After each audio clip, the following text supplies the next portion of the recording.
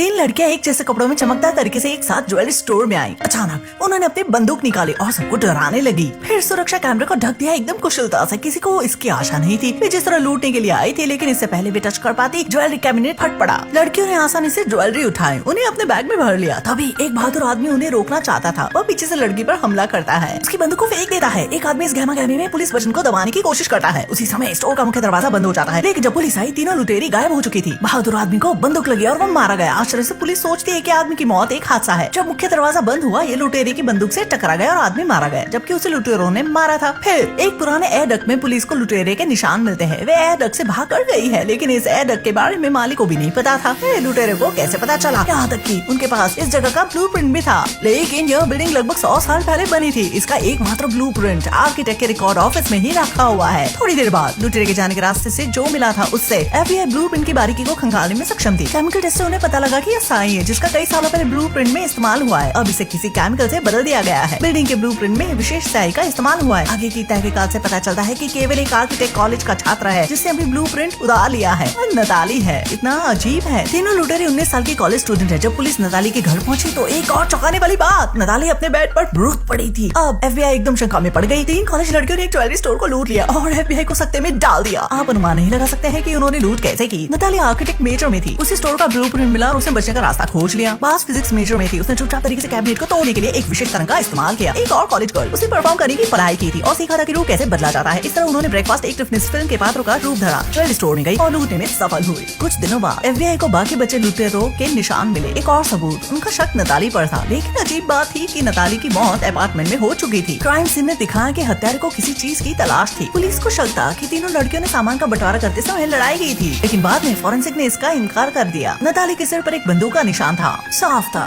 कि उसे डराया गया था। उसकी आंखों के नीचे डायमंड की धूल थी। वह डायमंड था ब्लड डायमंड, जो कि अधिकतर अफ्रीका में कांगो नदी से आता है। स्थानीय लोग हथियार खरीदने के लिए इसका इस्तेमाल करते हैं। बहुत मूल्यवान है। 2015 में नीलामी में एक दुर्लभ गुलाबी डायमंड 180 मिलियन की ऊंची कीमत पर बिका था। इसलिए जिसने भी इसे खरीदा वह पैसे वाला इंसान होना चाहिए। लेकिन जिस ज्वेलरी स्टोर में लूट हुई थी, वहाँ ऐसा डायमंड कभी नहीं बिका था। तो फिर ये ब्लड डायमंड आया कहाँ से? सीसीटीवी फुटेज देखने पर सच्चाई का पता लगा। ये लुटेरी लड़कियां ज्वेलरी लेने के बाद भागी नहीं, आराम से चल कर गयी पुलिस की ओर ताकि पकड़ी जाए। ऐसा लगा जब लूट हो रही थी तो स्टोर में एक गंजा आदमी था। उसी ने ब्लड डायमंड को पकड़ा हुआ था। बास को डायमंड की कीमत पता थी। वह मदद नहीं कर सके, लेकिन उसने भी इसे ले लिया। उन्हें पता था कि गंजा आदमी ने मैसेज भेजा था बाहर अपने साथी को। जब लुटेरों ने कपड़े बदले और बाहर निकले तो उनका पीछा किया गया। सबसे पहले गंजे सिर वाले ने नताली को ढूंढा, लेकिन उस समय डायमंड बास के हाथों में था। गंजे सिर वाले को ब्लड डायमंड नहीं मिला, इसलिए उसने नताली को मार दिया। उसने दूसरी महिला बंदक को पकड़ा, बास को डराने के लिए। अगर उसने उसे डायमंड नहीं दिया तो महिला को भी नताली की तरफ मार दिया जाएगा। बास को इसकी आशा नहीं थी। वह अनुभव लेना चाहती थी, इसलिए उसने लूटपाट की। उसने सोचा था कि मामला बदल जाएगा, इसलिए उसने अपनी सारी ज्वेलरी निकाली और एफबीआई से मदद मांगी। एक महिला अधिकारी ने बास के बजाय अदला बदली करने का सुझाव दिया, लेकिन ट्रेडिंग बैग में एक बम था। जाहिर था कि एफबीआई ने एक गंजे सिर वाले की चालाकी को नहीं समझा। गंजे सिर वाले ने फोटो ली और देखा कि जो लड़की आई थी वो फोटो में नहीं है। उसे पता था कि वह बास नहीं है। वो गोली मारने को तैयार था, लेकिन महिला अधिकारी एक कदम ही दूर थी। उसने बम को घुमाया और बंदक को बचा लिया। गंजे सिर वाला पकड़ा गया। केवल एक जीवन का अनुभव लेने के लिए इसका अंजाम उसके दोस्त की मौत से हुआ। आखिर हम जान गए कि आजकल विदेशी लोग कम क्यों है।